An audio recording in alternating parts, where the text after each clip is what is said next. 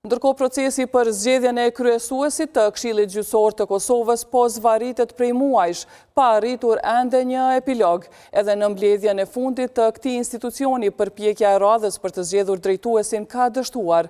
Fillimisht në raundin e parë të votimit, dy kandidatët, Rustem Thaqi dhe Besnik Bislimaj, morën nga 5 vota secili, ndërsa nga një vot u shpallë e pavlefshme, pasi njëri nga anëtarët kishte votuar për dy kandidatët, duke e bërë kështu të pamundur përcaktimin e fituesit. As raundi i dytë nuk prodhoi rezultat, duke shënuar kështu dështimin e radhës në këtë proces, i cili tashmë ka dështuar për herë të katërt. Me këtë zhvillim, përpjekja e ardhshme do të jetë e pesta për të zgjedhur kryesuesin e KGK-s.